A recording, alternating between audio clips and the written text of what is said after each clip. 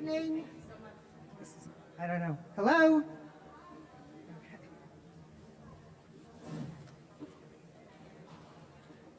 We'd like to get started if you want to take your seats. Good evening. I am Liz Wolfe on behalf of the Dr. Martin Luther King Jr. Association of Westfield and the Human Relations Advisory Commission. We welcome you this evening. Whether you're here in the auditorium or joining us via live stream, we are glad that you are here. To begin, I think it's important to acknowledge that we gather tonight on the lands of the Munsee-speaking Lenape people and recognize that the land that we think of as Westfield and New Jersey was lived on, worked, and protected by the Lenape for hundreds of years and is still important to them today. We appreciate your compliance with our pandemic-related requests of maintaining a social distance when you're sitting in the auditorium and for wearing your masks throughout this event. This would also be a good time to take out your mobile phones and silence them. Over the last 35 years, MLK Westfield has worked to continue the social, racial, and economic justice mission of Dr. Martin Luther King Jr. in this community of Westfield. We see this evening's event as one aspect of that work and a continuation of our 2016 community discussion on race, which addressed race relations in Westfield. Now, with the repeated appearance of symbols of hate in our town, we are all frustrated. But we also know that this will not stop without forward-thinking action on the part of many of us to combat it. It is our hope that tonight's discussion will help us define that action. We believe in working to create the community in which we want to live. I'm pleased to introduce Alexis Jamal, the chairperson of this event and a member of both MLK Westfield and the Human Relations Advisory Commission, who will get us started. Thank you.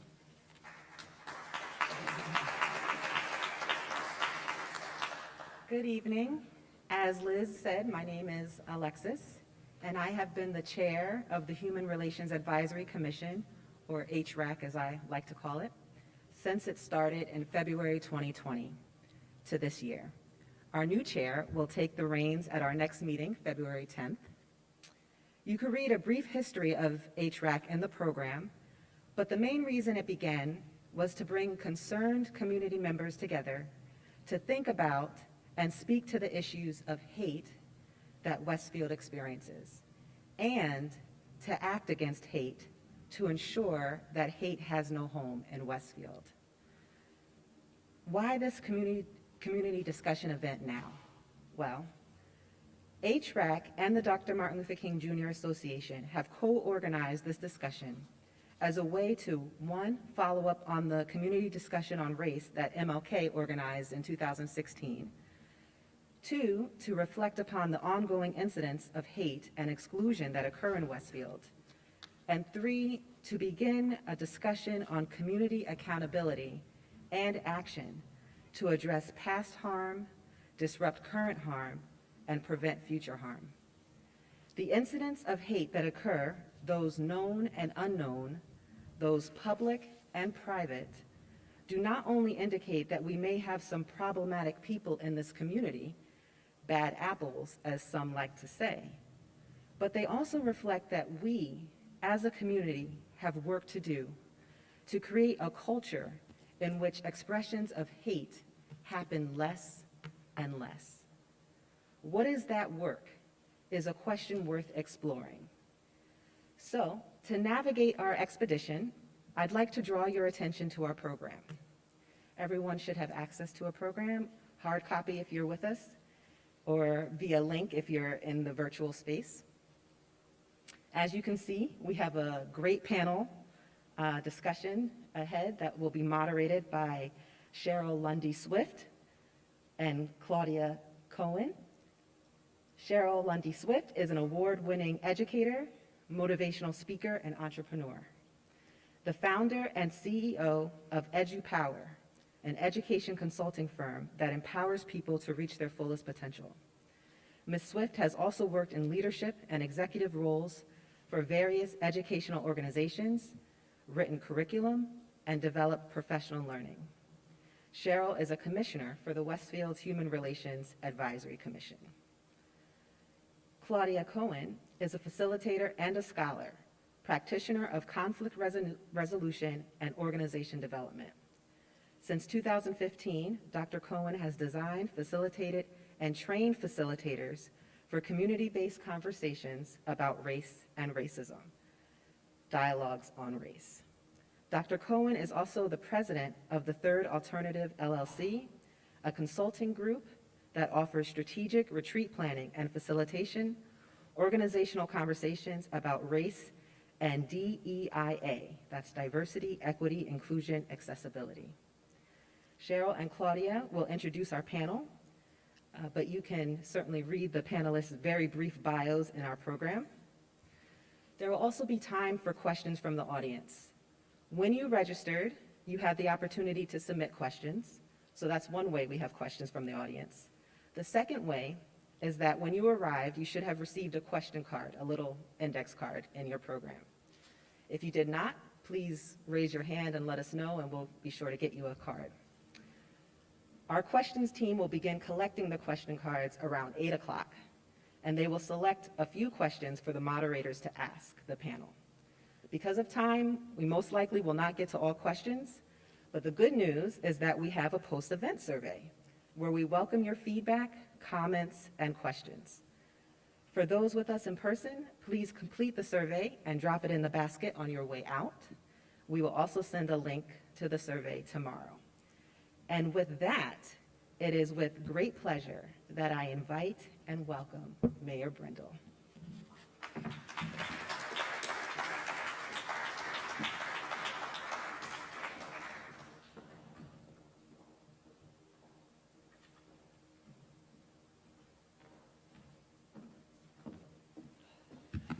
Good evening, everybody.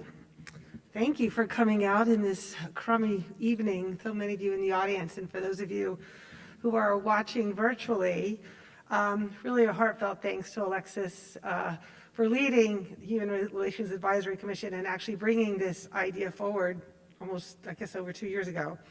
I also want to thank Liz Wolf and the MLK Association, who really do great work for our community. I have to say I want to be mostly grateful for all of you that are here tonight and for those of you who are watching from home. It really is just, this conversation is one step of many in our quest to eradicate hate in Westfield and really become the inclusive community we aspire to be. As we gather tonight, it's important to note that we are here just a week after International Holocaust Remembrance Day, a day to honor the 6 million Jewish victims of the Holocaust and the millions of other victims of Nazism. We are also here 2 days after the Lunar New Year, which celebrates the Year of the Tiger, representing strength and courage. And of course, this is the third day of Black History Month, honoring the triumphs and struggles of the African American community. So it's very timely, I think, that we're here this evening. Each of these groups, our friends and neighbors who are Jewish, Asian, African American, have unfortunately been the targets of hate and bias acts right here in Westfield on multiple occasions, which I know we'll be discussing later. Last year, we stood in solidarity with our Asian neighbors to denounce the Asian hate that has been rising in the face of the pandemic. In addition, our Jewish neighbors are increasingly under threat. We know what can happen when acts of hate continuously go unchecked, and we don't collectively stand up as allies. It's why we should be alarmed when swastikas are found carved on bathroom stalls in our own high school right here, which followed other acts of hate in our own community. And of course, just a few weeks ago, we marched, as we do each year, with our African American friends to honor the legacy of Dr. Martin Luther King Jr. On that day, I noted that the attempts to chip away at Dr. King's dream to achieve equality and access for all are happening in plain sight by those threatened by the progress that's been made towards achieving it. With the discovery of each swastika and racial slur over these past few years in our town, we have to ask ourselves, how is this still happening? And more importantly, what role can each of us play in putting an end to it? Simply put, marches and vigils are not enough. While they do raise awareness, they alone won't eradicate hate. We are at a critical point in time that requires actions that reflect our words. As Dr. King said, the ultimate measure of a man or woman is not where he stands in moments of comfort and convenience, but where he stands at times of challenge and controversy. And here we are. In 2000, Westfield was 90% white. And according to the recently completed 2020 census, Westfield is now 83% white, with a growing Asian and Hispanic population. While Westfield's white population is still significantly higher than the 76% national figure, we are becoming an increasingly diverse town. Change brings fear. Throw in a global pandemic, political upheaval, social unrest, and the ensuing isolation and anxiety experienced by many, and you end up with a breeding ground for intolerance. Hate and discrimination permeate beyond race, culture, and religion. Sexual orientation and physical and mental differences are also targeted.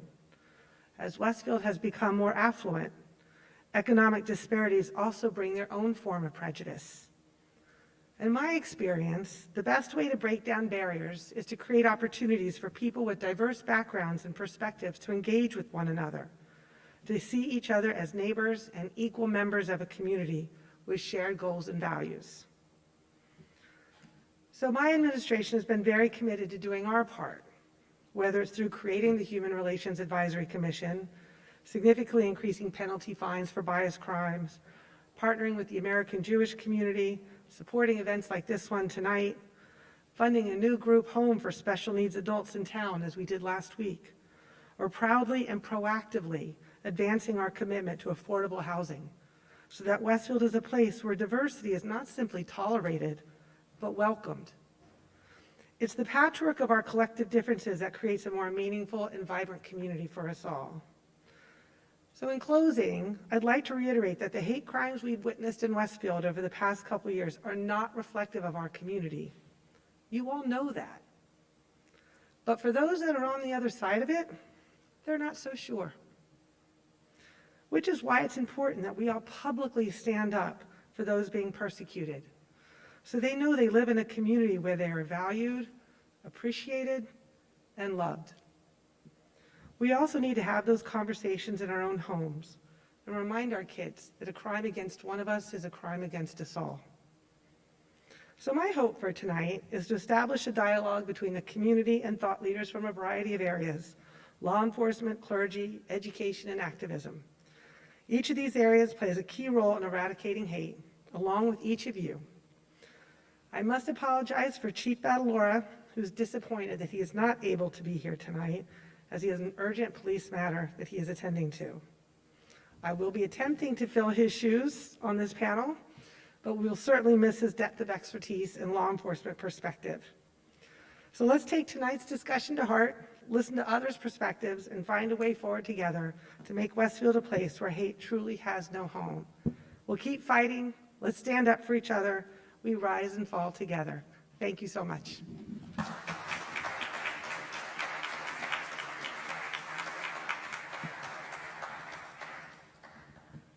Good evening. Good evening.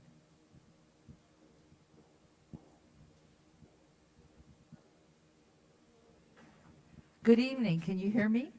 Sorry, I have this fear of not being heard behind my mask, so thank you for validating that you can hear me. Good evening. We're delighted that you're with us this evening. In a few moments, Cheryl and I will be introducing our panelists, but we wanted to help set some context before we did so. So first, I'd like to remind us what brought us here tonight. Mayor Brindle reviewed some of the events that you could think of as the problem, but we're going to review them again in some more detail. These are incidents that have happened in Westfield between 2018 and 2021, as reported in Tap Into Westfield. There was a timeline that they published in December of last year, and that's what we're using as our source. So it's not all of them, but it's enough. So we're going to walk through the incidents. October 4th, 2018, swastika at elementary school. October 3rd, 2018, swastika at elementary school, and this was during the Week of Respect. November 29th, 2018, bias graffiti. December 10th, 2018, bias graffiti. April 2nd, 2019, multiple swastikas on Westfield Street. October 2019, swastika at Westfield High School. December 20th, 2019, swastikas and racial graffiti. November 11th, 2020, bias graffiti in the park. June 11th, 2020, signs cut down at the Martin Luther King Jr. Monument. January 19th, 2021, signs cut down again at the Martin Luther King Jr. Monument. January 23rd, 2021, hate group stickers posted. March 23rd, 2021, swastikas found at Westfield High School. September 1st, 2021, swastika at a park playground. November 12th, 2021, anti-Semitic literature found at a local church. December 2nd, 2021, swastikas discovered at Westfield High School.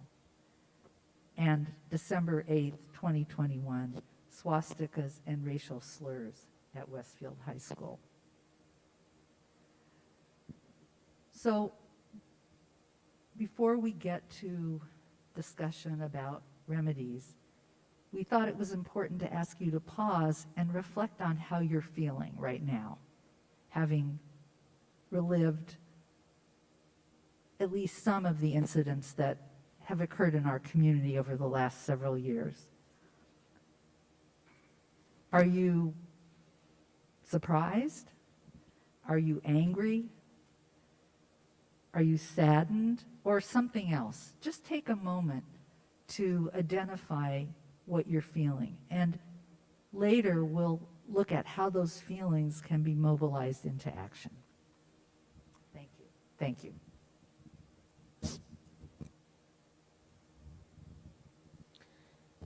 As you ponder how you are feeling after hearing all of those incidents, I want you to know that our clergy came together and decided to act.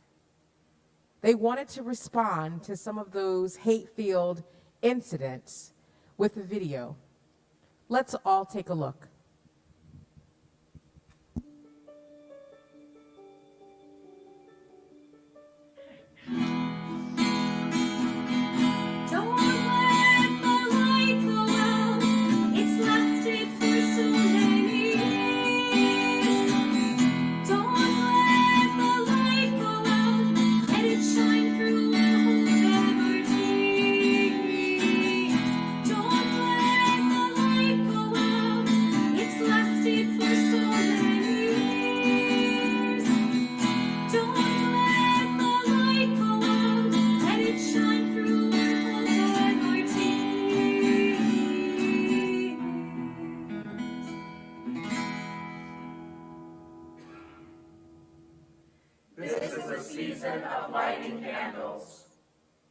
The Jewish community lights the Hanukkah candles to commemorate the miracle of Hanukkah.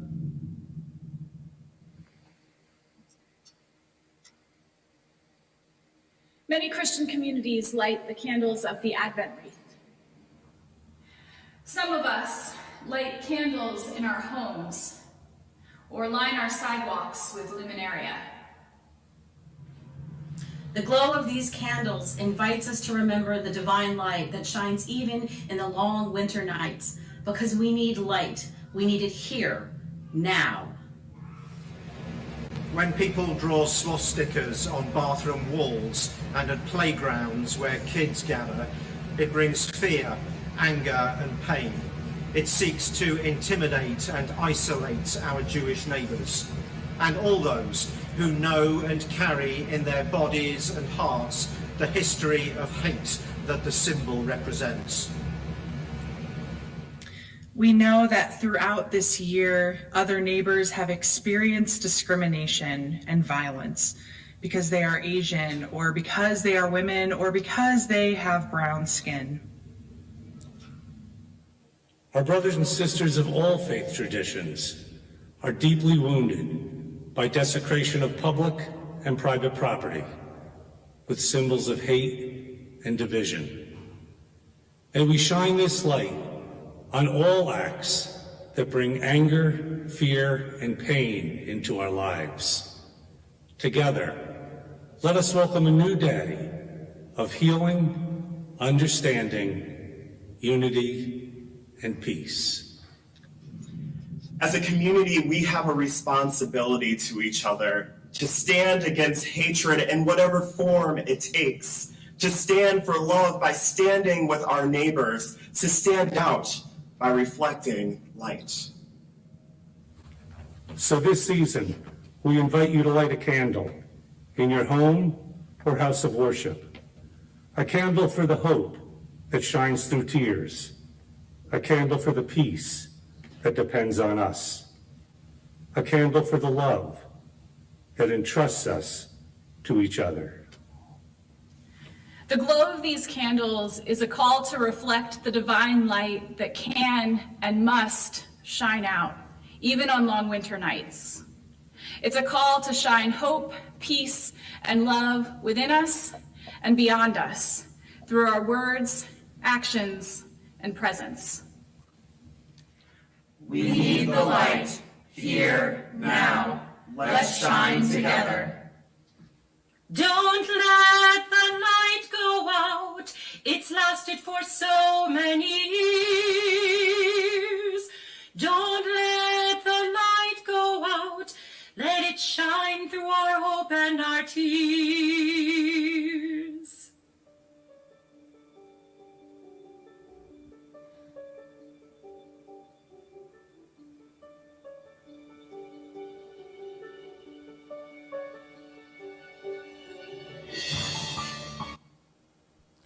So how do we keep the light from going out?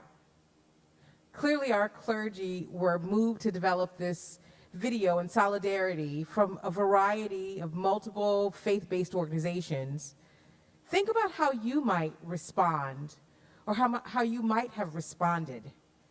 Tonight, as Mayor Brindle mentioned, our hope is to have a discussion, a dialogue with thought leaders as a community.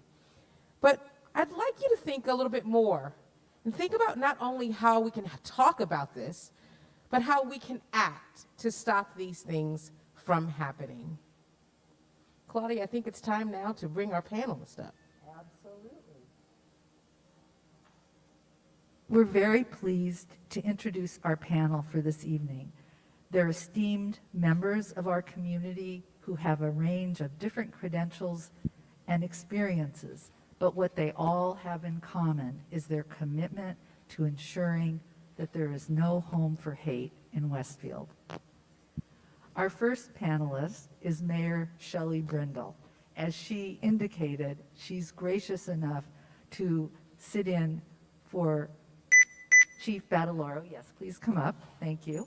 We thought we could have each panelist make a dramatic entrance. Mayor Brindle was elected as the first female mayor in Westfield history in 2017. And as you know, was re-elected in November 21 to a second four-year term. Previously, Mayor Brindle, got to save time for those applause lines. Previously, Mayor Brindle served as Executive Vice President, Domestic Network Distribution and Marketing at HBO, becoming the first female in HBO's C-suite responsible for the revenue, marketing, and overall distribution and growth strategy of HBO's $4.5 billion domestic subscription business. Mayor Brindle also serves on the board of directors at Philo, a next-gen streaming TV service, and on the board of directors for WOMEN, in America, WIA, an executive organization that mentors aspiring female leaders. She serves as a global ambassador for Vital Voices, is a founding member of Plum Alley Investments, and a current member of Executive Women on Boards. Thank you, Mayor Brindle. I should also mention, Claudia, that Mayor Brindle and I also have something in common. We're both graduates of the University of Virginia, Wahoo Wah. I'd like to now introduce our next panelist, Dr. Pamela Brugge. Dr. Pamela Brugge is a board-certified obstetrician gynecologist in New Jersey, a graduate of Westfield High School, Douglas College, and Rutgers Robert Wood Johnson Medical School. Dr. Brugge has practiced medicine for over 25 years. The founder of the New Jersey Black Women Physicians Association, which addresses disparities in Black maternal and infant health. Dr. Brugge has worked throughout the COVID pandemic to address disparities from education to vaccination.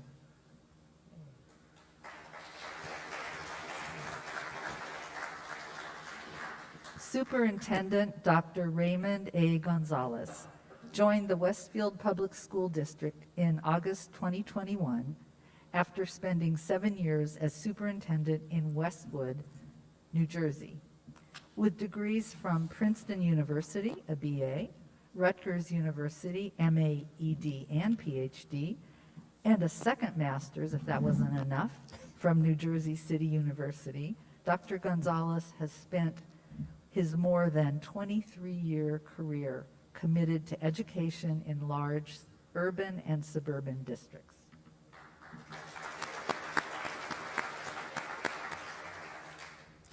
Our next panelist, Edward Israelo, is a retired attorney who worked in private practice and then for many years in senior level positions with real estate development companies.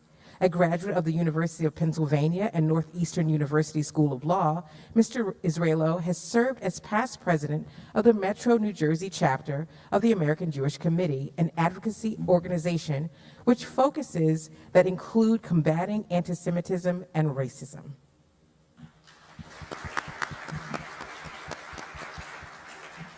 Reverend Jeremy Jenkins is the senior pastor of the Presbyterian Church in Westfield. He comes to us with close to 20 years of experience working in matters of social justice, social healing, and racial reconciliation. A former director of development for nonprofit organizations, Jeremy was a student of the womanist scholar Bell Hooks at Southwestern University. He's a graduate of Princeton Theological Seminary and has served churches in Virginia, Georgia, and New Jersey.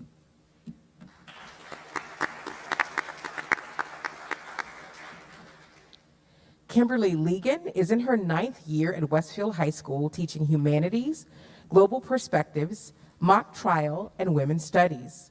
With degrees from Wesleyan University and Seton Hall Law School, Ms. Ligon is a recipient of the James Becker Award for Global Understanding from the National Council for Social Studies and is the co-coordinator of Westfield High School's No Place for Hate Committee, the moderator of the Jewish Cultural and Developmental Club, and the Junior States of America, as well as the coach of the mock trial team.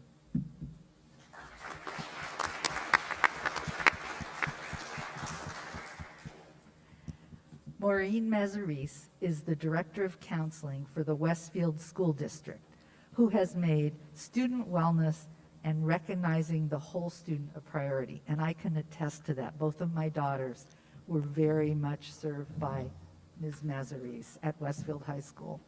In her, applause is okay. In her 33 years with Westfield Public Schools, Ms. Mazaris has served as a student assistance counselor, the counselor for Project 79 students and their families, a founding member of the Westfield Black Achievers, an advisor to the Westfield High School African Awareness Club, and the Westfield High School Transition Project. She is currently a member of the Mayor's Mental Health Coalition.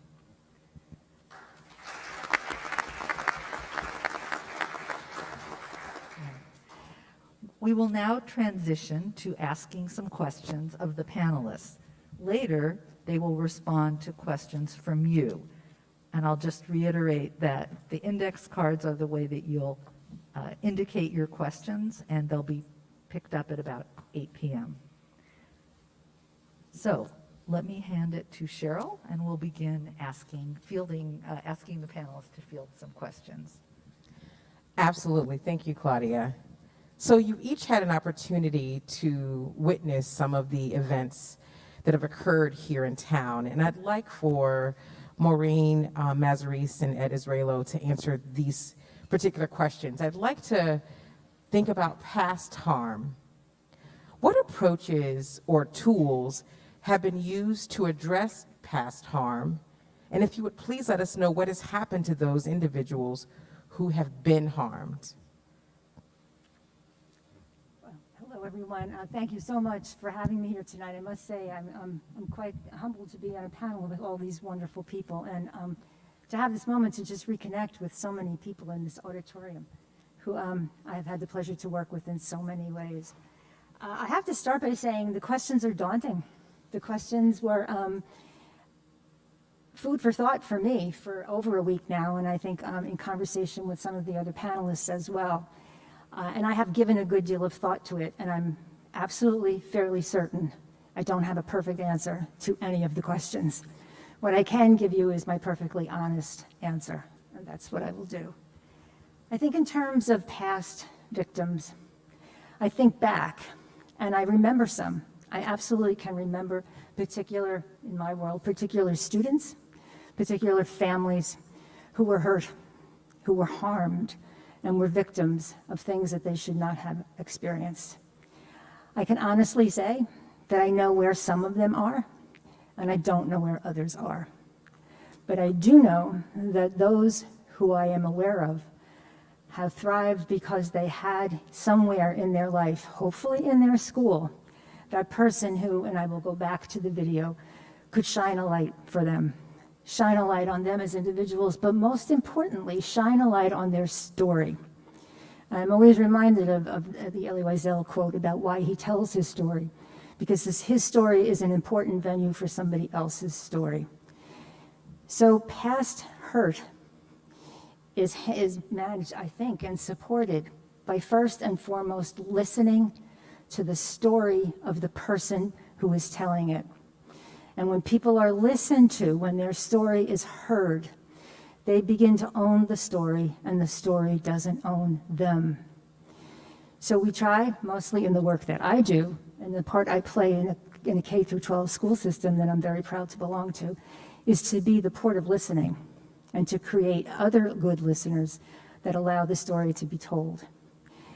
Those stories that are gone, we can try to retrieve and find their stories in other ways, so that other children who are sitting on a story right now, sitting on a hurt, on an injury from something as significant as a hate crime, to something as small as they perceive it as one of those many microaggressions that come from a thrown out word, a damaging comment, a hurtful stare, and give those students that opportunity to know that what is happening to them has happened to others and doesn't have to be endured.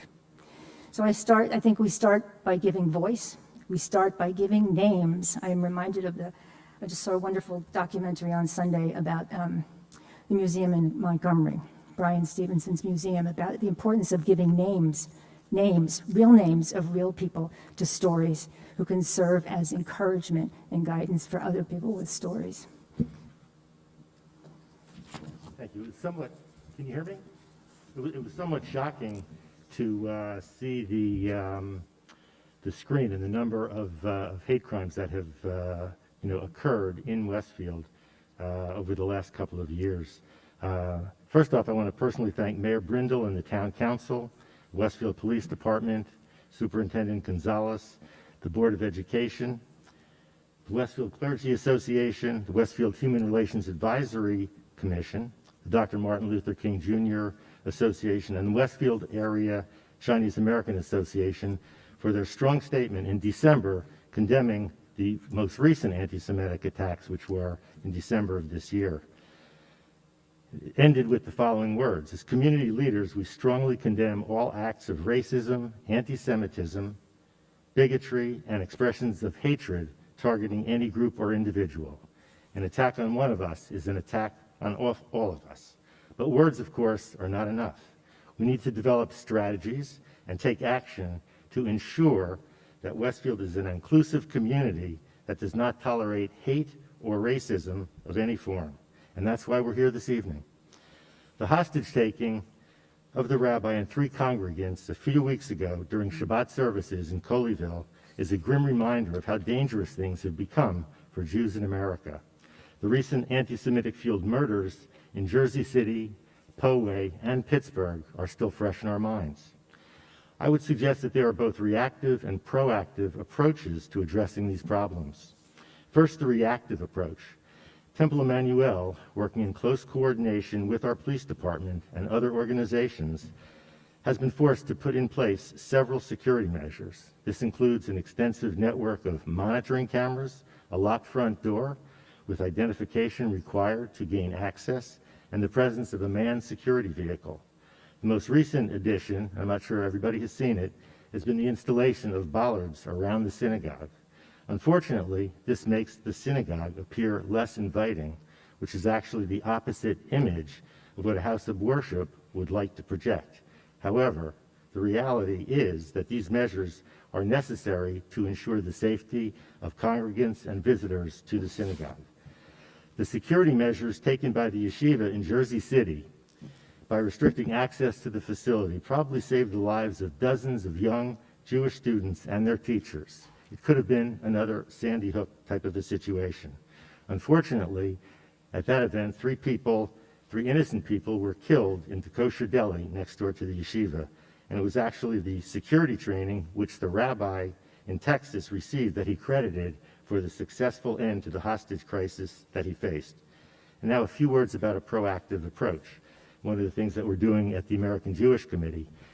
We've seen a significant rise of anti-Semitic activities on college campuses, including right here at Rutgers University. To address this issue, AJC has developed its Leaders for Tomorrow program, what we call LIFT.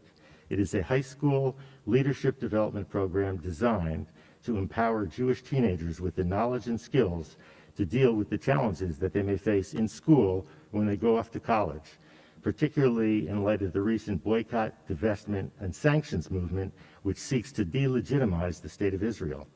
Students have the opportunity in these sessions to learn from experts about Jewish history, advocacy, Zionism, and anti-Semitism. The program provides an incredible experience for these students, enabling them to develop leadership skills and to enhance their ability to stand up as proud Jews on campus. To wrap up, Rabbi Prosnick, who unfortunately could not be here in person tonight due to a prior commitment, delivered a very powerful sermon at the services at Temple Emmanuel after the hostage taking in Westfield, and he ended with the following words: by showing up, we are saying we are proud to be Jewish. Together we repair, together we heal, together we sing songs of joy. Together we build a better, more peaceful world. Thank you.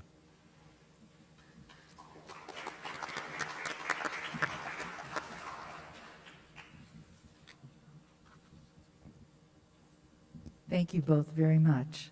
The next question will go to Dr. Brug and Kim Ligon. What other approaches could be used in the future to address past harm? For healing, for learning, are there other ways that we can supplement what we heard from Ms. Mazaris and Mr. Israelo? Sure, I'll get us started. Again, I'm Kim Ligon. Thank you very much for including me on this panel. I really enjoy the opportunity to hear from so many thought-filled people to continue to do the work that I do that helps me as a teacher to constantly improve the work that I'm doing in the classroom. I think when we think about how to, what can be used in the future to address past harm, I think we have to go back to the first thing, which is identifying it, calling it out for what it is, and naming it. I think part of the biggest thing that can potentially increase more harm to someone who's already been a victim of harm is not acknowledging the hurt, first of all. So I think really acknowledging it And in the classroom anyway, and speaking as a teacher in the classroom, when we've talked about past harm that has occurred, I try to steer that conversation away from really trying to unpack the intent of anyone who is doing this, because we might never know the intent, but really focusing on what is the impact of that incident.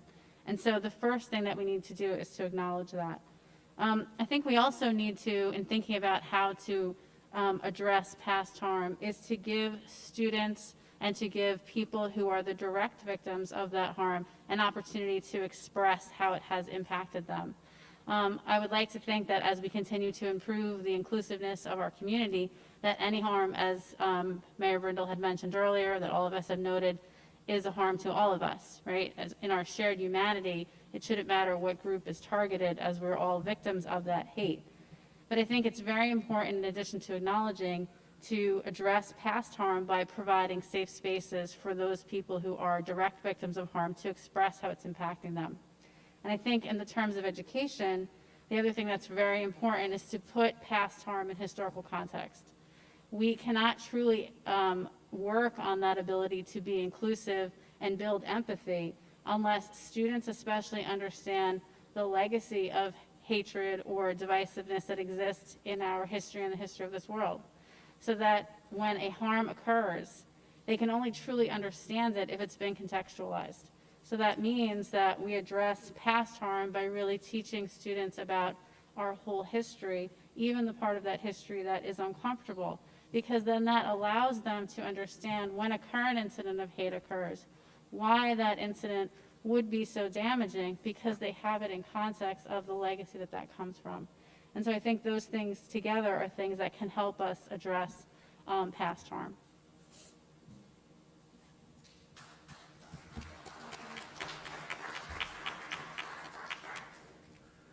I definitely think that acknowledging the acts and acknowledging the harm that those acts have done on the victims is one of the most important things. But it's also important to not have it just be what I consider the flavor of the month. So right now we are in social justice and African Americans. We are the flavor of the month, and antisemitism is the flavor of the month. And it becomes problematic when you just deal with just certain groups. It's very important, I think, about my Muslim colleagues in the hospital who are thrown out of patients' rooms because they are looked as, commonly said, they're 9/11 killers. You know, so I think it's important to acknowledge all groups that are victims of hate and not just general. But in regards to racism, the list didn't surprise me. But that impact of those acts is really not as important to me personally. It's the microaggressions and the daily acts of whether it's implicit bias, overt racism, that really has an impact on our community. And we see that in medicine all the time. Those daily acts are one of the things that cause us to have Black mothers dying at a rate in New Jersey 4 or 5 times that of white mothers. We see that in regards to heart disease. Tomorrow's Wear Red Day. And that's what's important to address, is not only acknowledge those overt racism, the microaggressions that occur in all different systems, and trying to address those, whether it's through education, whether it's through discussions, definitely standing up against it when it occurs, individually or as a system. And the other thing that's important is, in order to address hate, don't look for the victims to educate you about the acts, the history. Educate oneself. And so I think one of the things to do is to, as a community, see this is a great start. We have the African American tours that teaches you about history. Take a tour, figure out which books to read, but don't look necessarily all the time for the victims, because it actually puts an undue burden and stress that actually impacts their health and their lifespan.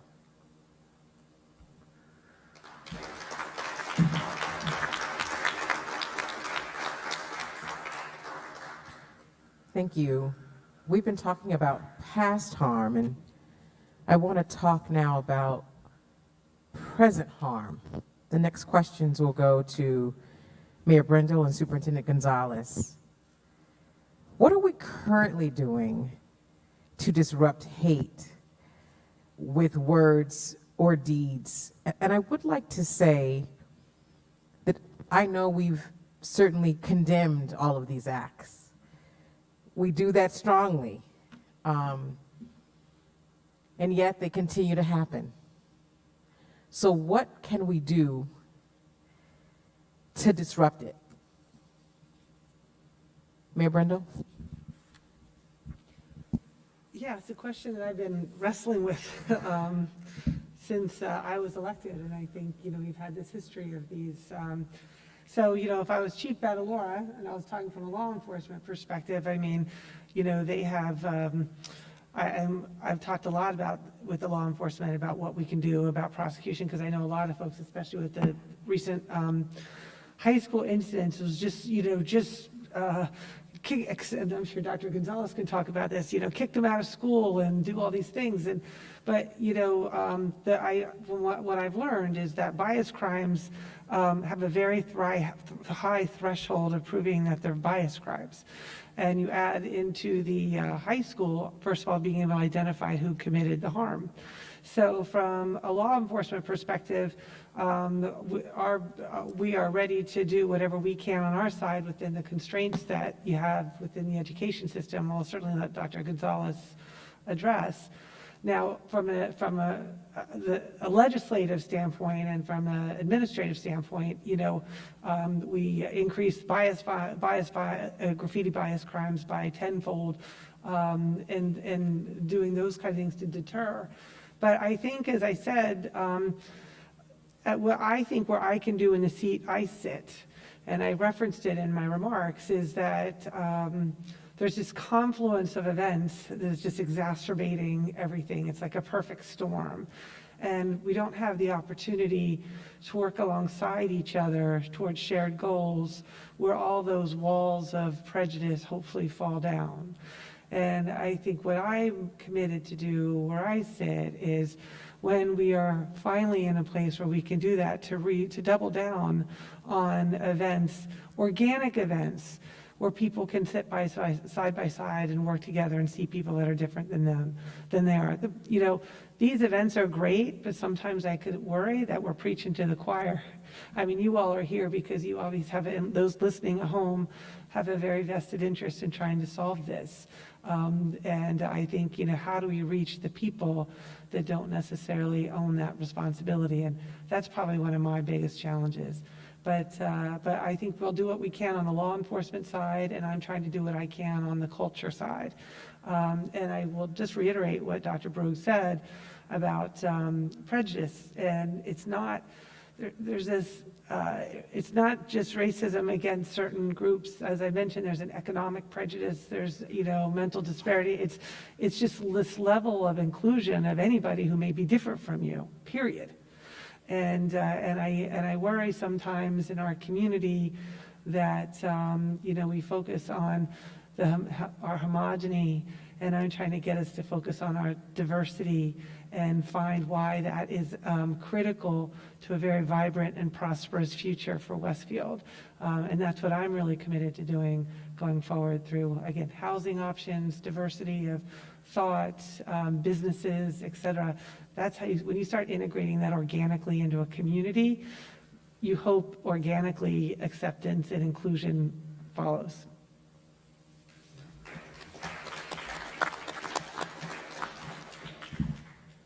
I'd just like to begin by thanking everyone for welcoming me so warmly to the Westfield community. I am officially 6 months old into the community as the proud superintendent, and to have been asked by the Human Relations Advisory Commission as well as the Martin Luther King Jr. Association to be part of this panel is quite an introduction, but one that I welcome, because having the opportunity to join the community sort of fulfilled my desire to be a member of a community that was committed to making positive changes for the lives of students, certainly, but certainly for everyone that resides in this community. As the superintendent walking into the districts, I've certainly am no stranger, unfortunately, to many of the challenges that we're seeing and facing today, both in Westfield as well as in education.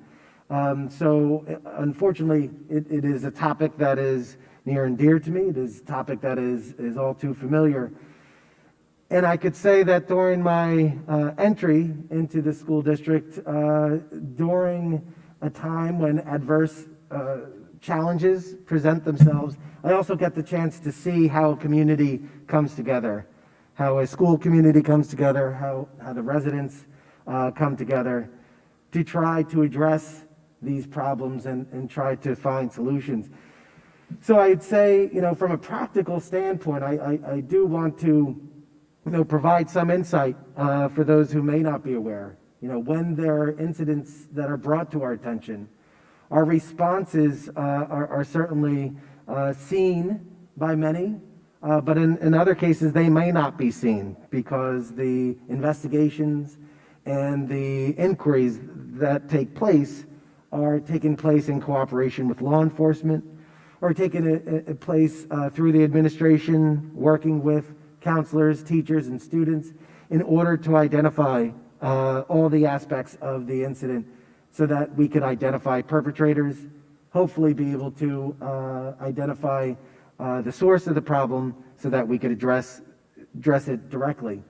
Unfortunately, in some cases, when you have incidents that are find themselves scrawled behind or near a place that you don't see right away, you're not always able to find the perpetrators. But I could tell you through our partnership with the law enforcement professionals, through our memorandum of agreement that requires that school districts work closely with law enforcement, we are using our resources as they are using theirs. And when there's incidents of bias involved, that is a mandatory report and also cooperation that extends to the prosecutor's office as well. So through all of the cooperation and the work together, we are doing our jobs to try and identify the sources. But as I said, we don't always find out who the perpetrators are. So let me just switch over to when we do find out who does it, because that's been a common question. What do you do when you find someone?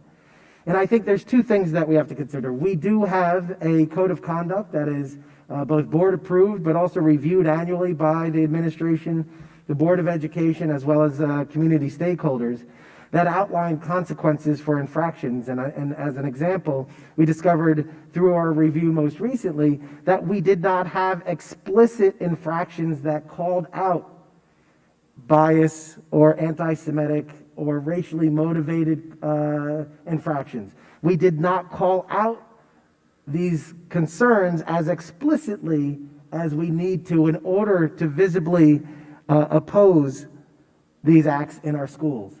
So we see an opportunity in how we identify these infractions as an opportunity to communicate what we believe is acceptable or not. Likewise, we also want to recognize in a student code of conduct, you also include the consequences. So do the consequences levied against these actions indicate the consequences that we all believe are appropriate in this case? So as a school district, we have the ability to use our code of conduct in order to identify consequences when acts are committed and when perpetrators are confirmed.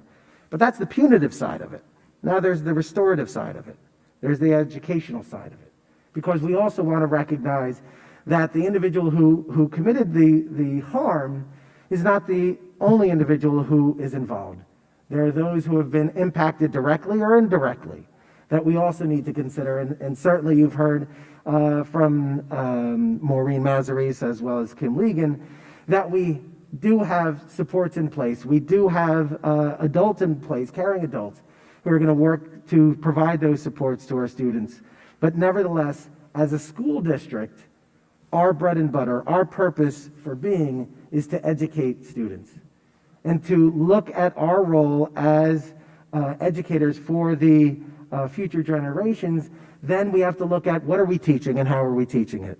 So curriculum, professional development are areas that we also need to look at and that we also focus on as a school district as a means to disrupt hate, as a means to educate our school community, our student body, to educate our teachers, to educate our families about all the things that we currently find may not necessarily be well known among the individuals who are making these decisions to act in this way. Or maybe they are, they just really cannot understand and appreciate because we haven't done enough to provide that awareness, to provide that understanding. So in partnership with the community, in partnership with organizations from around the state of New Jersey, the school district has been able to make those connections to other organizations to help us in that endeavor. So we look at what we teach, we look at how we teach it. We look at making sure that we provide that education both to the students as well as the adults. We want to make sure that our visible and tangible statements that we make are clearly communicating to the school community that this is not acceptable and that there are consequences. But all that is to say that it's still not enough and that there's more to do. So while I praise all the work that we've done so far, I also acknowledge that as a school district, our job will be to always seek out ways to do better and to continue to refine our practices. As superintendent of schools, I'm proud to be part of that experience with everyone on this panel, in this audience, and in this community. And I don't think there's any finer community or group of professionals that I'd want to be working with to make that happen. So thank you very much.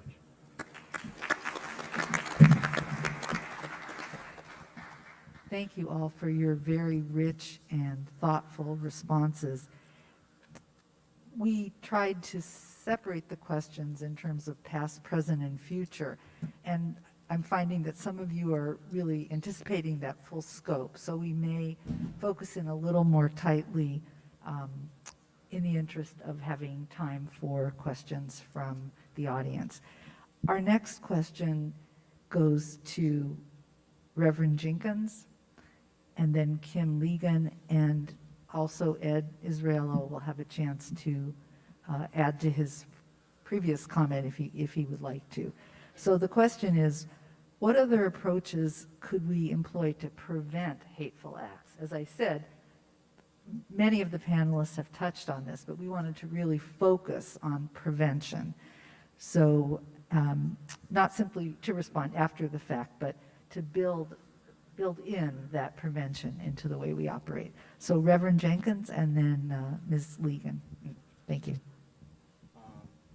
Thank you, Claudia. I'm going to keep my remarks relatively brief, not only because they've already been better in some ways stated by my friend Pam and also Mayor Shirley Brendel, but today on the news I learned from meteorologist John Elliott that today is Optimism Day, and you're supposed to wear colors, brighter colors and all that. I think that this is actually a moment to actually underscore how important it is to stay optimistic when we see these things. Just to live from a position of actually seeing, on the grand scale, things have been getting better. I've been tempted at moments to actually believe that these are the death throes of something, and I fear that I'm not right. That really this is here to be with us, that hate will be with us as part of the human condition, but not to lose optimism. To kind of underscore that, I'll also, if you look around, I might be the waspiest person up here. And with that means that I carry just with me everywhere privilege that other people don't have. So my role here is not to be the leader, the idea haver, and the boss who pontificates, but rather to say, I'm here, I'm a teammate, I want real relationship. And in the introduction, it was stated that I was a student of Professor Bell Hooks, and this is almost 25 years ago as a student. She came to Southwestern University as a visiting scholar, and this was the height of her writing on intersectionality, and a lot of what she would talk about is that for many people in my position, the major danger of getting into a relationship and trying to be an advocate is turning the other into the exotic, right? Or trying to be the savior. That's not what's needed here.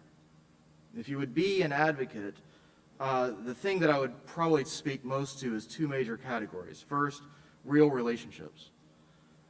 Westfield, as great a community as it is still an extraordinarily segregated town. I grew up in the South. I've lived in the South for most of my life, except for, I guess, 6 years, where I've been up here in the Northeast in 2 different stints. It is just as segregated in New Jersey as it is in Atlanta, Georgia. In fact, actually, I would argue it's more segregated. Build real relationships. Not trying to be the savior, not trying to prove that you're the good white person or you're a good whatever person. Real relationships. The other one is to use your voice. And this is something, Pam, that you were talking earlier, especially with microaggressions. If you are interested and you want to learn, go learn. But also, once you've learned something, share something. We meet ignorance that can be discussed. It looks like hate on the surface, but is ignorance. I had a football coach one that said, are you stupid or ignorant? Because we can fix ignorant. And fix ignorant. Teach people, talk to people, be open. But the other piece of that is to make hate uncomfortable in this town. When we encounter hate, don't let it feel comfort. Which also means use your voice, don't be silent. And I cannot believe that I'm about to quote a TikTok, so please forgive me.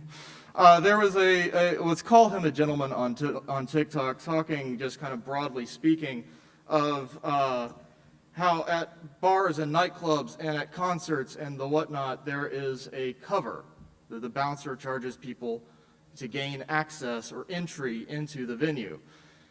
And the way that people treat you is the cover.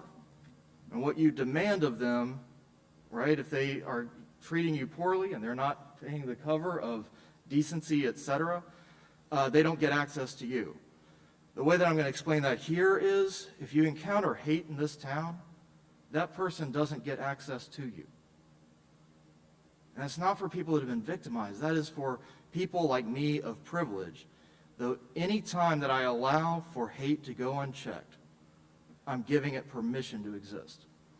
So if you look like me, that's part of the role that I would encourage.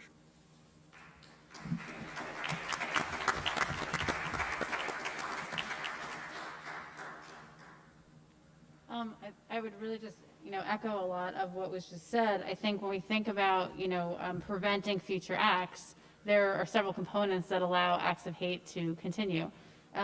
Ignorance is one, and that is something we can fix. And then we can fix that in certain ways in the classroom because we have educators and we have students, by the way, who are craving this information. I think there is sometimes a misconception that we don't want to put students in a position to feel uncomfortable or feel bad about their privilege. But I can tell you from my own experience that Our students are craving this content. They are asking for those difficult discussions. They are not maybe as afraid to feel uncomfortable as, and speaking as a parent, I can share this, as maybe the parents may sometimes feel about the need to protect.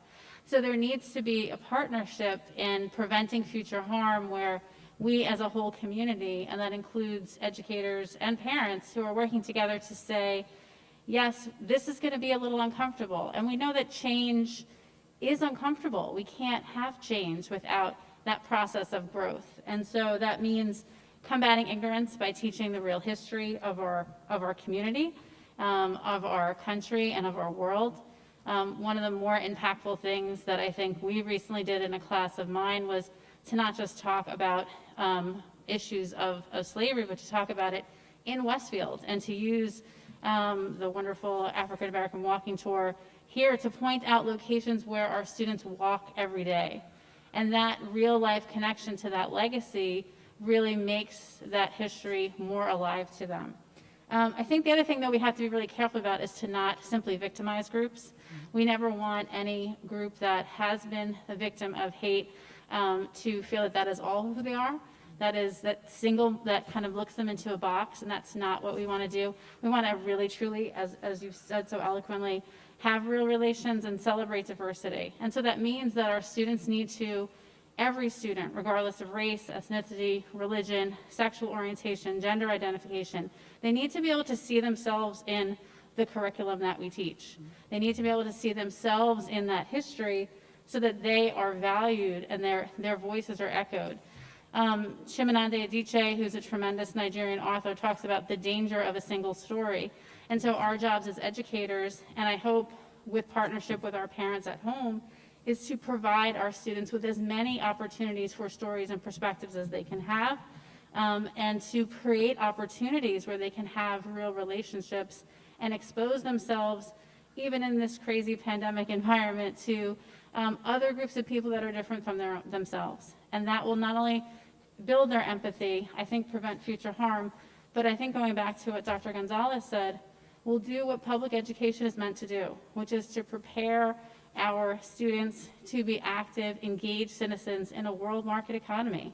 And even if they're not doing this, what I hope is from a place of moral good, that is what we need to have a successful world. So those are some of the components I think we can pull together to prevent future harm.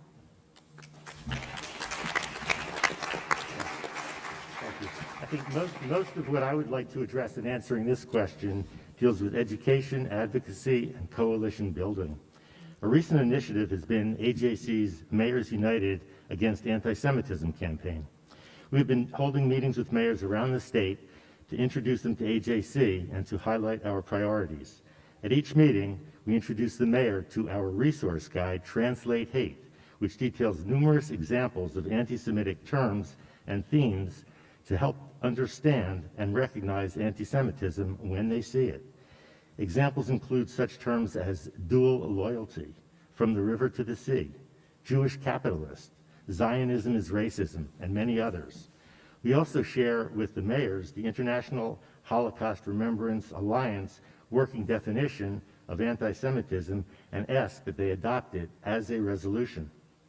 The definition reads as follows. Anti-Semitism is a certain perception of Jews which may be expressed as hatred towards Jews. Rhetorical and physical manifestations of anti-Semitism are directed toward Jewish or non-Jewish individuals and or their property, toward Jewish community institutions and religious facilities. The definition goes on to include several examples. Last summer, AJC's regional director, assistant director, and I met with Mayor Brindle and a representative from the Westfield Human Relations Advisory Commission. We were extremely pleased that at our urging, Westfield adopted such a resolution after the meeting. Mayor Brindle, at our meeting, strongly encouraged us to meet with Mayor Kovac of Clinton, who was at the time the president of the New Jersey League of Municipalities.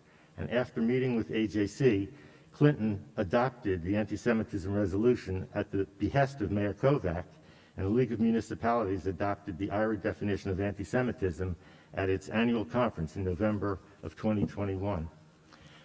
Another important AJC initiative has been the formation of a Muslim-Jewish Advisory Council, which brings together recognized business, political, and religious leaders in the Jewish and Muslim communities in the United States to advocate for joint issues of concern. It was established by AJC and the Islamic Society of North America with two policy objectives: to combat the rise in hate crimes and to promote a positive image of Muslim and Jewish citizens. There is a national council and there are local chapters around the country, including one here in New Jersey. This group advocated with New Jersey's congressional delegation, and in 2021, Congress passed the Jabara Hire No Hate Act.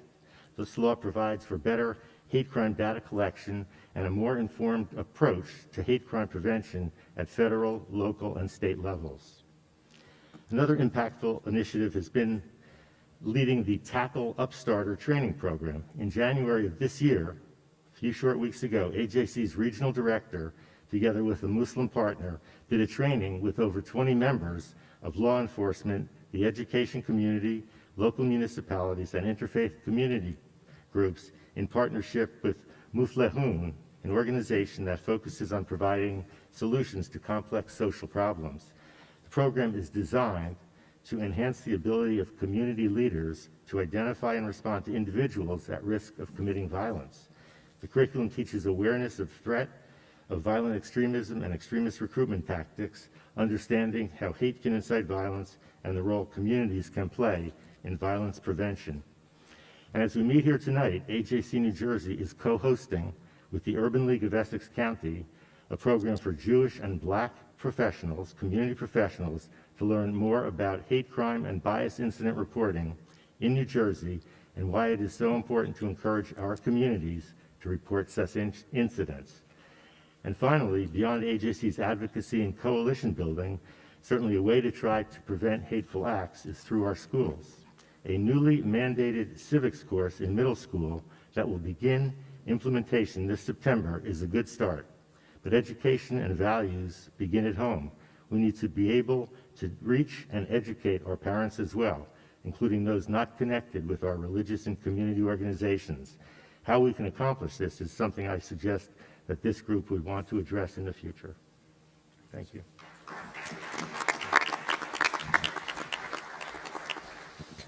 Thank you. And at this time, I'd like this next question to go to every single one of our panelists. You will only have 2 minutes, so I want you to really think about what it is you want to say. But let me ask you the question. What would our community look like if this was truly a place where we could not have any hate, or as Reverend Jenkins said, we could make hate uncomfortable here, right? What would Westfield look like? And what specific steps can we take to make Westfield more inclusive and to really diminish the likelihood of any future harm? And I know that's a big question for just 2 minutes. I'm going to ask it again as you think. What would our community look like if there was truly no place for hate here? And what are some steps that we can take to make Westfield more inclusive and to diminish the likelihood of future harm? And I'll open it up to whoever wants to go first. Not all at once. Well, I'm fine going and being quick about it, so whoever's going to follow me, get ready. For me, it's fairly easy. The accountability, I think, would be the first thing we would see, is community-wide accountability. We would not be afraid to hold people accountable for actions that we understand are just wrong. And our view of conflict would probably look a lot different. Conflict right now that I see on Facebook of one group against another and it's the tearing down, conflict can also be a very positive thing. It can be the creative tension of being the kind of community we want to see. So that would be conflict as a way of building up. And I think as far as what we're doing to get there, I think this is it. I think this is a step, a piece of trying to achieve that, but I will yield my time to smarter people to be able to start getting there. I'm going to step in while there's still something to be said. I think, I think that I have heard such a common theme among all of us, and that is the importance of policy and practice, the importance of a community acceptance of a level of justice and equity. And I've also heard a common theme about the importance of education, and the education that happens at home and the education that happens in school, and that we can come together with a common goal for what that education will be and the result we are looking for from that education. I think a community of good neighbors is wonderful, but a community of allies is better. And we need to be allies. We need to be in this together.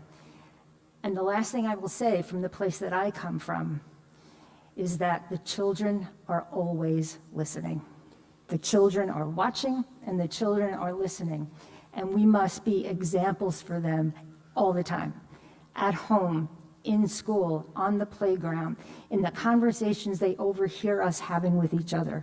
Children need to be able to listen and to learn how to listen because we listen. We need to teach and practice listening for the purpose of listening, not for the purpose of responding. We live in a world where we talk over each other. We talk around each other. I sometimes don't even think I answered the question the person asked me because I was so busy trying to have my own answer. I think we also have to be transparent in what we really feel and be able to express different opinions that may be uncomfortable for the listener to hear, but are able to be said because they're said in a place that is safe and respectful. And too many of our conversations happen in places that are not respectful and are not safe. And too many of our conversations, and I do blame some of this on even the pandemic, are happening in isolated pockets of like-minded people. We have to actively go out and seek conversation with people who believe different things than we believe, look different than we look, have different lived experiences that we have had. Because change, and I will follow with you, Reverend, real change in the way we treat others happens at an interpersonal level. Empathy, I think it was the Army psychologist who was at Nuremberg said he watched those trials, and what he learned from those trials, what he came to believe, that evil is the lack of empathy. And you cannot learn to empathize if you're not open to the other's experience.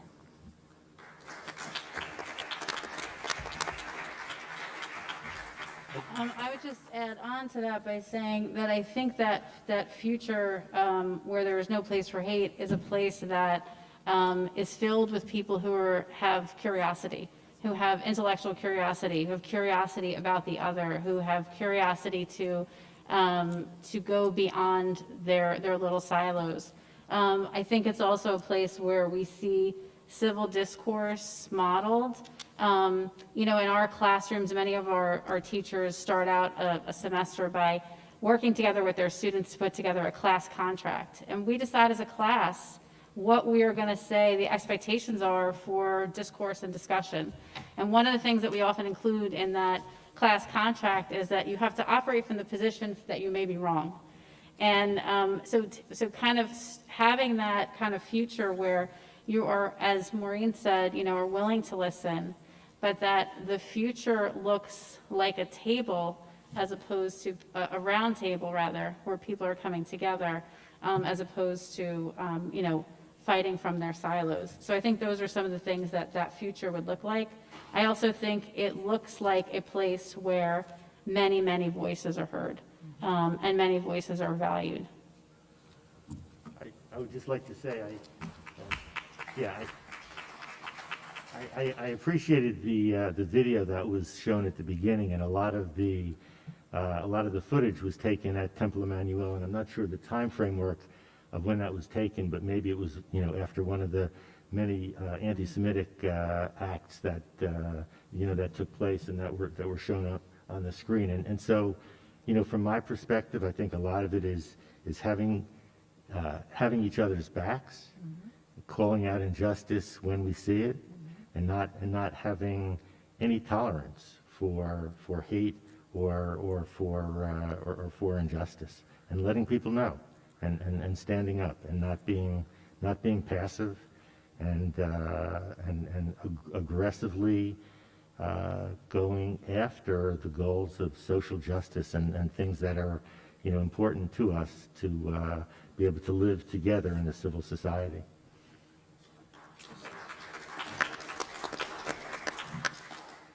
I think the challenge of going fifth on this question is that so many great things already stated, and I think certainly when I consider this this question, it's a question that I unfortunately don't have a definitive answer to, because I have not seen what that looks like, because unfortunately the challenges have persisted. But what I'm seeing tonight are those elements that I think have been commonly stated, and that is that we need to be willing to listen, and we need to be willing to speak. We need to open our minds and our hearts, and we need to be willing to roll up our sleeves together as a school community and as Westfield community to do the work that needs to take place, and be vocal, be purposeful, and be authentic in our commitment to this end. As a Board of Education, we adopted a goal this year to focus attention on diversity, equity, and inclusion. Not just to say that we prioritize it, but that we're going to follow that with actions. We're going to look at what we do. We're going to focus our attention on our curriculum and ways that we can enhance it and improve it. We want to look at ways that we could back our commitment with professional development, with programming for students, with programming and opportunities for engagement with our families, to look at how we recruit and retain staff into our schools, so that if we are truly going to fulfill our dream of making Westfield community a place where hate does not exist, then we need to take those active steps. We need to move from these words to actions, and move those actions into realities of our classrooms and in our community. So I look forward to continuing to do that work, but I think we need to be explicit in those intentions and never give up.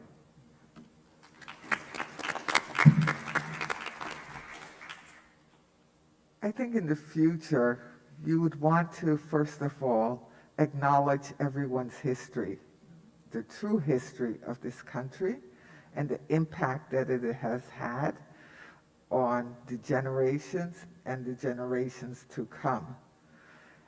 And from that start, then really building relationships with one another based on the understanding of everyone's history. Until education kicks in and allows for this understanding to exist, there has to be hard policies, laws against hate and hate crimes,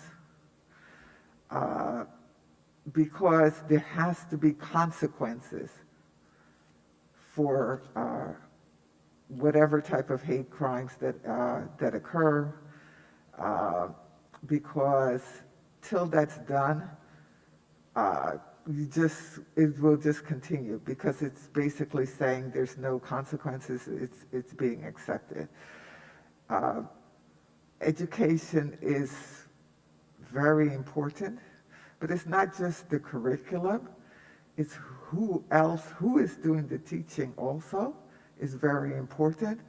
How do you diversify your staff, your teachers and administrators, and who's in the table to make those decisions on curriculum is also important.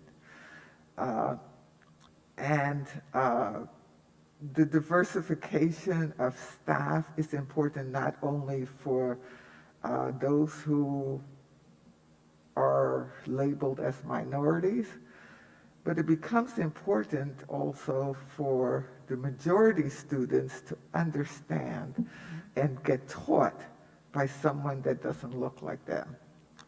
That interaction is important in the development of a child overall. to exist in what is basically a global world at this point. And as the census has shown, we are becoming browner in this country. So that's important. And I would reiterate about relationship building and real relationship building, not just as acquaintances, but really as friends who have each other's backs.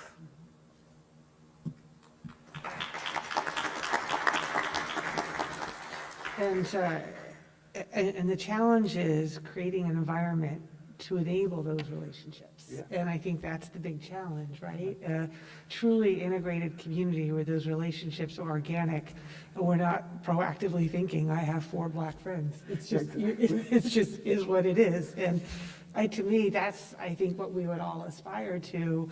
And certainly being able to build those organic, natural relationships hasn't been too easy, certainly in the last few years. But I do think, I think what Jeremy Jenkins said, a town where hate is uncomfortable. And there's all kinds of ways you do that. One is through, law enforcement and accountability, but, other things, even what the clergy did. I think the more we make these types of public pronouncements about what we aspire to be, it makes what we don't want to be that much more difficult to implement. So I just think we all have to be very intentional. I dream of a day when we banned social media for a day from the community and actually go out and force everybody to talk to 5 people instead of the addiction of Facebook to go on and fight with people. And I tell you, the best thing I ever did was get out of all those Facebook groups, and my optimism level went up tremendously. So, and I'm only saying that half jokingly. I'm telling you, there's something, I just think it brings us all sometimes to a very dark place where, and if you can get actually out in the community, talk to people, talk to business owners, talk to everybody, you'll find optimism, it breeds further good behavior, and it really would be great if we could just create that organic opportunity in the community for us to really know each other. And that's where I sit, and I know I said it earlier, but that's really what I aspire to do, is create those opportunities for us to get to know each other that way, in person and genuinely, so we're not thinking about, it just is. And I feel comfortable and confident that we'll get there. It's gonna take a lot of work, though.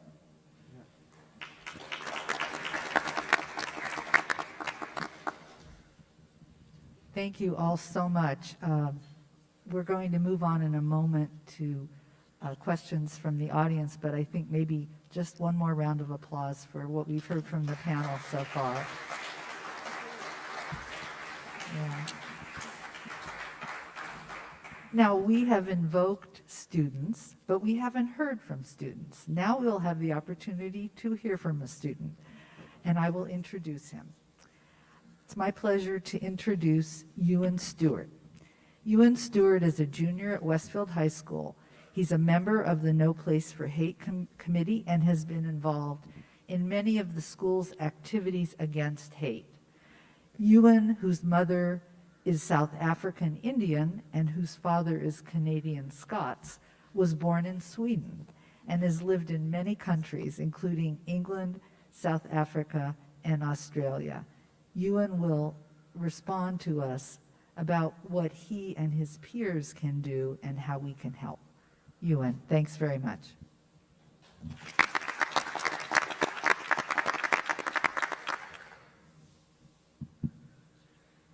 Good evening, everybody. I am Ewan Stewart. As mentioned before, I was born in Sweden to a South African Indian mother and a Canadian Scots father. And as a result of my dad's work, I have lived in many places around the world, including Sweden, England, South Africa, Australia, and now here in the US. And in all of those countries, I have witnessed several various different facets of hate. Some forms of hate I've seen are a lot more explicit and visceral than others. However, what I've often found to be the most damning forms of hate are those which are more subtle. Things like certain symbols, words being drawn on surfaces, or the belief that said events are not of enough importance to waste time on. things that are done with little regard for what those actions can mean or imply. Before the break, as you are all aware now, several swastikas were found around the school, as well as a few slurs. The school made some attempts to combat this, including a school-wide discussion on the meaning of the swastika and its history. I think these are definitely a start to combating hate in our community, as Nelson Mandela said, education is the most powerful weapon you can use to change the world. This also has the effect of making it impossible for people, in the school especially, to use ignorance as an excuse for the perpetrators as well as those claiming apathy. There is a lot more that we can do, however. On the larger scale, events such as the discussion, which was primarily orchestrated by students like the members of the Jewish Cultural and Development Community, these discussions are good. Students coming together to effectively teach their peers on topics surrounding hate can often work a lot better than just the teachers doing such a thing. And on a smaller scale, students can and have also been actively pointing out hate and critiquing it when they've been seeing it, especially more recently after the discussion, and this is something can definitely be encouraged to improve. An intolerance of intolerance, as it were, is quite a good place to start, as we can only do something against hate if it is actively denounced and if we actively choose to fight against it instead of just leaving it be as the status quo. Finally, as although students we cannot do too much towards this other than just campaign, we can stop the censorship of the denouncing of hate, something that seems somewhat dystopian, and yet we have definitely seen firsthand, especially in other states at the moment, beyond just the censorship of books and topics that are being discussed in school, also the censorship of people's stories. We can't just listen to the words of a few overreaching parents here and there and call off discussions of hate when it makes just a few people uncomfortable. It is important that we all understand our individual privileges and biases which can distance us from hate and prevent us from spotting it, to consider where biases come from and how they may impact others. We must also look to support each other, looking up and standing up for those who are also victims, and to be allies for those who require it. It is easy to say that people are colorblind, but it risks getting in the way of seeing when people are actually hurt. We should call out those insensitive jokes and offhand comments, and listen, really listen, to the voices of everyone in the community. So what can we do now? How can we move on from everything? The pandemic should have definitely brought all of us together in somewhat of a common purpose, a rallying point, a common foe. However, that didn't exactly happen. There has been quite a lot of division, one that has trickled down even into the school. We have to find a way back from that, to come together as a community, to be more accepting of conversations about hate and not shy away from the topic. We can still come together to rally against hate and find community in this and make it a safer place for everyone.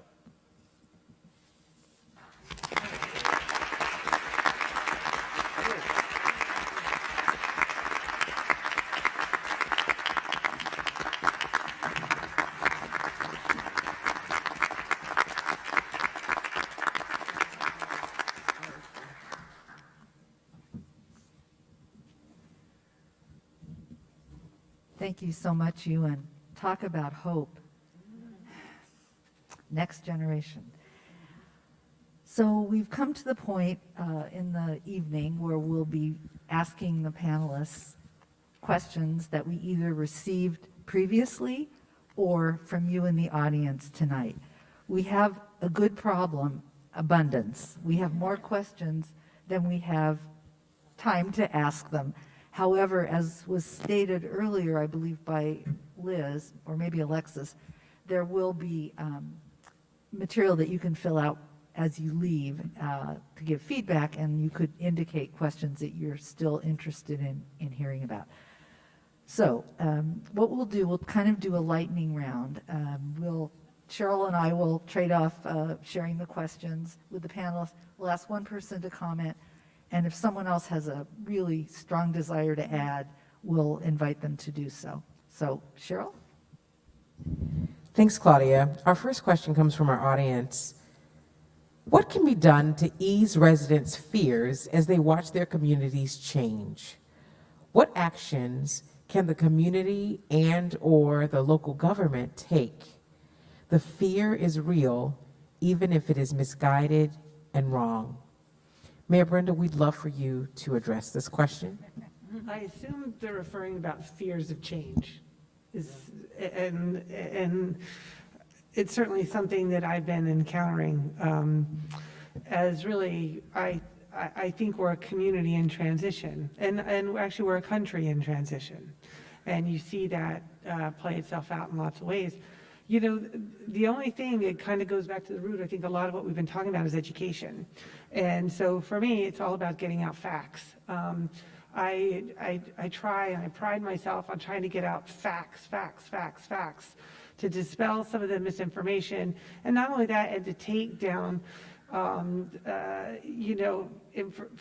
facts so that people aren't afraid. So things are changing. What does that mean for me? Am I going to be displaced? No.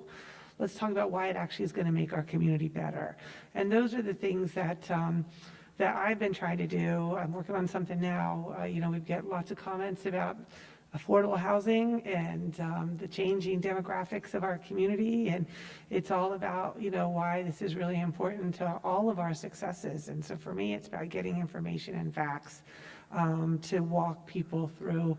And just, it won't hurt a bit. It's all good. So just got to keep an open mind.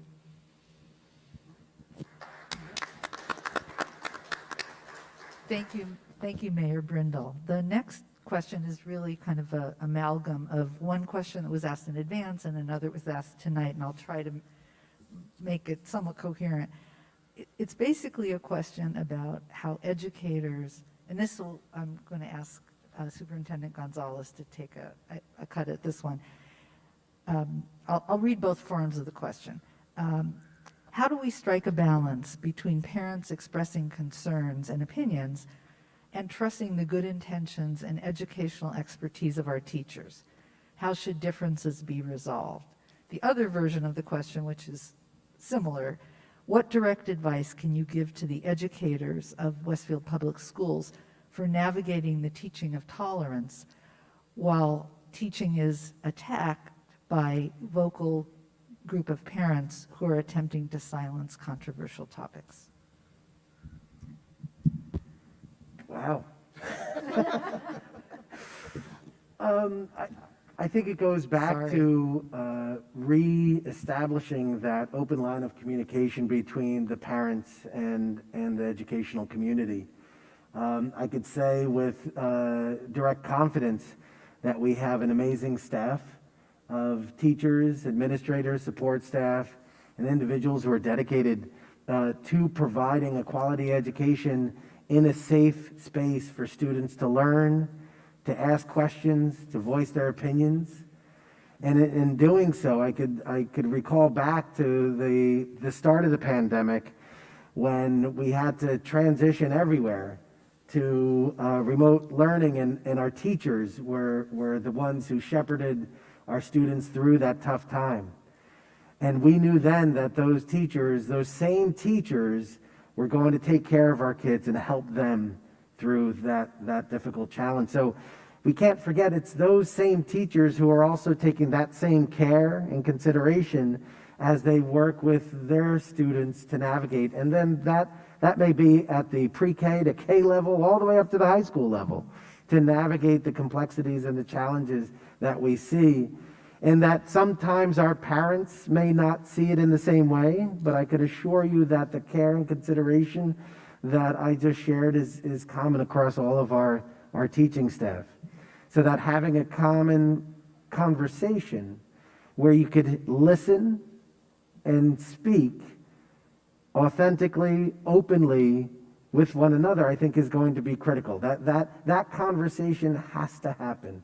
As an administrator, as a superintendent, whenever anyone comes to me, I always look and refer them back to our classrooms and to our schools, because the concerns that they share are founded at the school level, and therefore the solutions and the answers will be found in the same place. And so that reassurance, that reminder that we are partners in education, will be best suited at the classroom level in order to hear what the concerns are. There's statements that are made regarding concerns of indoctrination, concerns that we are making students feel bad. And I want to be able to say with entire confidence that will convince the person on the other side that that isn't happening. But my words alone are not going to be enough. They need to hear it from the same teachers, the same administrators who are there each and every day. I could assure you there is no indoctrination. I could assure you that there is no attempt to try and make our students feel bad for who they are, but certainly the uncomfortable conversations, the uncomfortable realities of our present day and even our history are challenges that we all have to encounter, but we have trained professionals, both in the classrooms, in our offices, and our counselors, who are able to assist our students so that they could understand and make the most of it. To our teachers, I want to reiterate that your expertise, your experience, and your passion that brought you here in the first place are what will be necessary to carry us through to the other side of this public health crisis and in some cases the challenges that we're seeing beyond that. So that the challenges that you're experiencing, I want you as teachers to know you have the support of the entire school community and the Board of Education, so that if you are feeling that public education is under attack, if you're feeling that you are under attack, let's not forget about all those other positive things and all those other positive experiences that drew us here, that have kept us here this whole time, and that will continue to carry us through during these tough times. So my advice to our teachers is to keep on doing what you do best. Take care of our students, and our students will certainly be taking care of us in the years to come. And the work that you're doing is invaluable.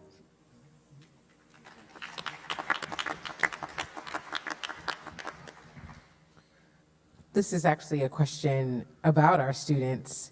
And Ms. Ligon, if you could please address this question.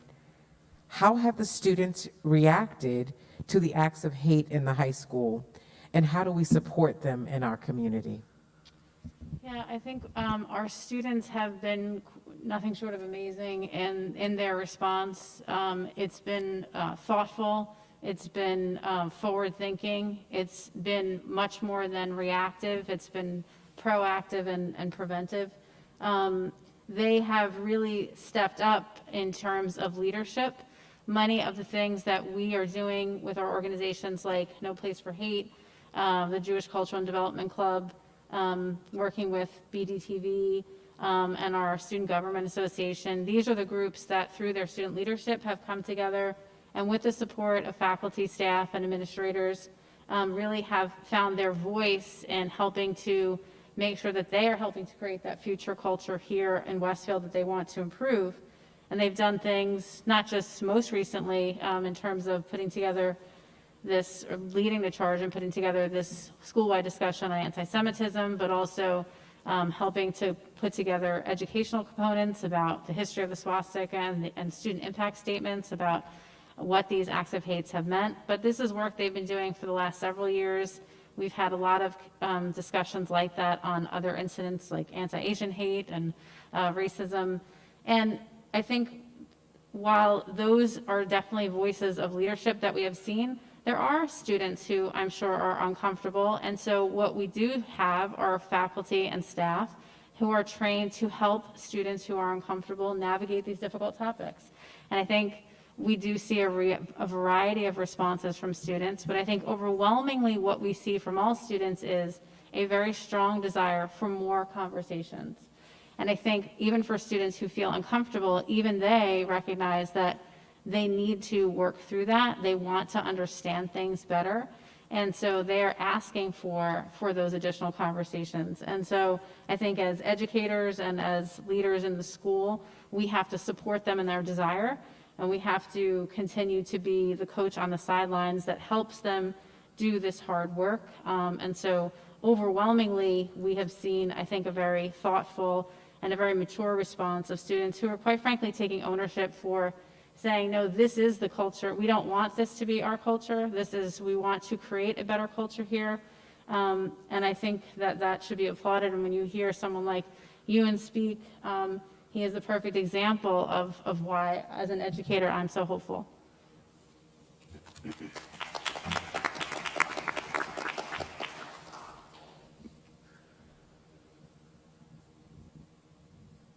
This is just a very specific follow-up question for Ms. Ligon, and that is let me get this right.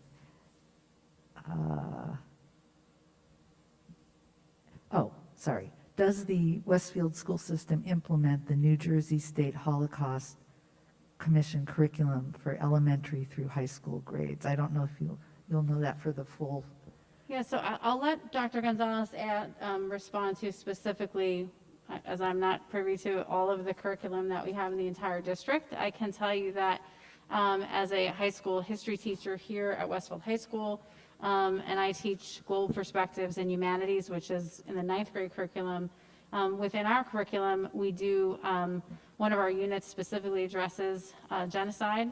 And so in that unit, we certainly teach about the Holocaust. We also teach about other genocides that have occurred because, we want students to obviously understand that very unfortunately, when we don't learn from our history, it repeats itself. And so unfortunately, there are many additional genocides that we often teach students about. So I can really only speak to as far as that. I also know that in a class like humanities or an English class, many students at the high school level will also do additional literature that also discusses Holocaust education, such as Maus or Night. And so there's additional readings that are done. May not be the same for every, because their teacher would select those. But those are just some examples at the high school level. But I'm sure Dr. Gonzalez can talk about this specific curriculum for the entire district. Can I? If you would like Yeah, to. sure. I just to supplement that, yes, we as a school district do provide Holocaust education throughout our curriculum.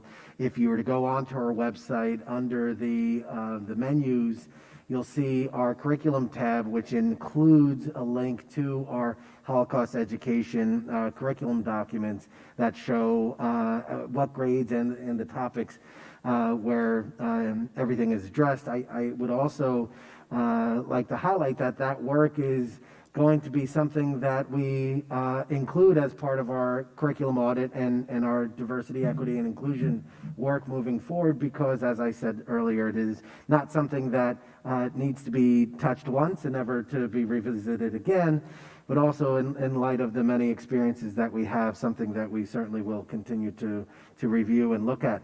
I also wanted to highlight that part of the education and the programming that we were talking about, or that I was talking about earlier, was about the school district being able to make sure that people are aware. Being a link on a website is only as good as it is if people know about it. But if they don't know about it, that's not going to help. So we as an administrative team have been speaking about ways that we could hold webinars and information sessions to create greater awareness and understanding about the work that's taking place in our district. And most recently, conversations with our supervisor of social studies as well as assistant superintendent of curriculum instruction have talked about looking at our Holocaust education curriculum being our first presentation in the coming weeks and months ahead. So we look forward to providing more information down the road.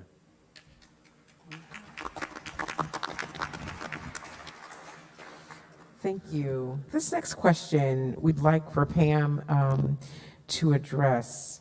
And so, Dr. Brugge, you mentioned earlier that we should consider Muslims as well. This question is really about how can we in Westfield and maybe even our school district provide students and residents the opportunity to hear the voices and experiences of Muslims and Asians and other groups as well?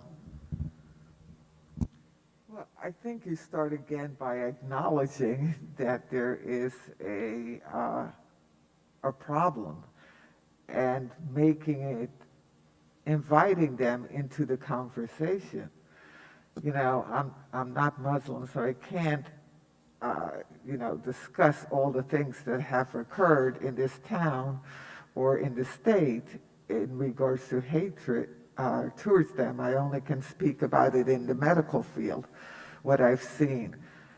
But I think it's important. I think back, and I just had a conversation about this, when President Barack Obama was running for president, and he was going to be the first, you know, possibly the first black president. But there was a question about his religion, like, oh my gosh, he's a Muslim. And that became even more toxic to him, that he may be a Muslim, than the fact that he was black. And so you ask yourself, well, why is that? So why is it that a Muslim cannot be president of the United States? So there is hatred there. And so we need to have these open conversations of why the hatred exists and how we can stop it. But the main thing is to go back again, like I always say, you have to go back and look at history to be able to understand the present, and then encourage open conversations so that we can, you know, make things better.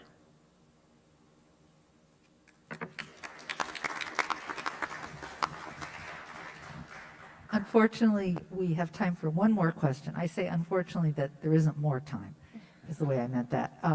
And this question would be directed to Reverend Jenkins, and it speaks to the role of the clergy in addressing the issues we've been talking about. How can Westfield places of worship and their clergy educate their congregations that racism and bigotry are unacceptable? Yeah, I don't know how to answer that, to be honest. I think that each of the houses of worship that I work closely with have either programs within their own community of faith. For example, at the Presbyterian Church, there have been race dialogues going on for the last couple of years, both inside the church but also with outside communities, and teaming up with partner groups, churches, etc., all around the area. We've also been doing, like you saw with this particular video that we showed tonight, and to answer the question, I think it was the week following Hanukkah, I believe, is when we actually did the recordings. But we've done several of similar situations with that. We are constantly talking to each other. Anytime that one of the houses of worship either has some form of attack or some incident that comes up, the clergy get together. We talk about it. We figure out, is this a moment where we need to stand together and make a response? And there have been several moments of that. We've also done worship services together, where we pull together. At the very beginning of the pandemic, we actually held one that we did for peace. And so there have been some actions like that. The degree to which we've at this point sat down and formed some sort of shared, I don't know if you would call it a curriculum, but a path forward that we're all going to be stepping with in concert has not been done. But I think that would be an excellent thing for us to be discussing. I guess the most recent one was following the incident in Texas. I know that a number of clergy were invited by Temple Emmanuel to be present and be a part of things. I know there's a number of us from just the friends that we have here in town that not only intend to be there once or twice as these token in the moments. I mean, I think, Pam, I think it was you that may have said earlier of catching something in the moment and then it dies away, but actually wanting to use this as an opportunity to build closer, long-term, authentic relationship. So I think there's several myriad ways. So, yeah. Thank you so much. I'd like us to give our panel another round of applause for their candor tonight. And I'd like to Thank you so much for your time and your expertise. I'd like to now invite Alexis Jamal up to close us out for this evening.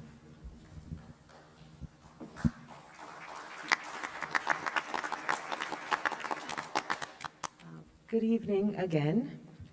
So there are 2 calls to action noted on your bracelets that the in-person attendees were gifted with as mementos, right, of tonight's discussion. First is disrupt hate. A quick disclaimer. I try to stay away from quoting Dr. King because it's so easy to do. And I feel like I'm cheating by not thinking of something profound to say. But he said so much great stuff. So I'm not just going to quote him once, I'm going to quote him 3 times. And one quote Mayor Brindle already used, but it's going to come back. So Dr. Martin Luther King Jr. said, "The person who passively accepts evil is as much involved in it as the person who helps perpetrate it." This brings to mind the idea that what we permit, we promote. When thinking about community accountability for acts of hate that occur in our town, we have to remember that there is no neutral place to stand.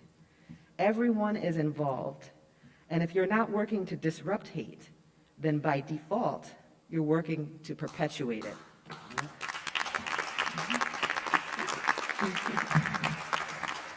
Accountability calls us to acknowledge that we all have skin in the game. We all have a role to play. So who are the players? There are the perpetrators, the bystanders, the beneficiaries, the victims, the perpetuators, the allies, the protectors. We must be accountable for the ways in which we perpetuate harm when we permit it. So one question that we attempted to think about this evening is, how do we move from being perpetuators to allies and/or protectors? The second message is working toward an inclusive Westfield. When I was an athlete, I was at a competition and I was struggling. And my teammate pulled me to the side and told me that trying not to lose is not the same thing as trying to win. So I understand that working against exclusivity is not the same as working toward inclusivity, and that we need to do both. It's not one or the other, it's both and. And so in working toward an inclusive Westfield, we need to consider that the actions that take us from being perpetuators to allies and/or protectors will most likely cause some discomfort. These actions will require us to step out of our comfort zone. Dr. King stated, "The ultimate measure of a person is not where they stand in moments of comfort and convenience, but where they stand at times of challenge and controversy." Lastly, I'll add one more call to action that couldn't fit on the bracelet. Dr. King said, "Life's most persistent and urgent question is, what are you doing for others?" For community accountability and action against hate, we could put more focus and emphasis on the harmed parties, making sure they're okay and protected. When these hate incidents happen, they cause harm and they make an unsafe living environment, and most detrimentally, they challenge or contest a person's humanity. It's an injury to humanity. It injures the target's humanity, and it injures the humanity of those who permit the harm. When we focus on the needs and protection of the harmed communities, then we have a better chance to reclaim our humanity and more opportunities to move from being perpetuators of harm to allies and protectors. When asking ourselves the question of what are we doing for others, we have to consider whose needs or wants are we catering to or protecting. Are we responding to the needs of those who have been harmed or who are in harm's way? Or are we catering to the needs and wants of those who have power and privilege at the detriment of those who are most vulnerable, attacked, marginalized, dehumanized? For example, whose interests are we protecting when we rally against low-income housing or a group home for people with disabilities? So, hope that you accept our gift as a token of our appreciation for joining us this evening, and that by accepting our gift, you will accept the challenge of these calls to action and find ways to integrate our heads with our hearts, with our hands. Thank you to the joint MLK and HRAC committee that organized this event. Thank you to Mayor Brendel and the town of Westfield for their unwavering support. Thank you to our wonderful moderators, Cheryl and Claudia. I could not have asked for a better team to lead us through this, the presentation and the discussion. Thank you to the panel and our student guest speaker. Your responses to these challenging questions have given us a lot to think about. I hope this conversation leaves off at a starting point, inspiring us to have these conversations with family, friends, and neighbors. What does accountability look like for us? What do we do and can we do to disrupt hate? How can we work toward an inclusive Westfield? How can we take care of our community members? None of us claims to have all the answers, and I think a good conversation or a good indication of progress is when you have conversations that lead to more questions. So let's go and ask ourselves and each other, what are we doing to disrupt hate? And how are we working toward an inclusive Westfield today, tomorrow, and in the future? Thank you, and have a great night.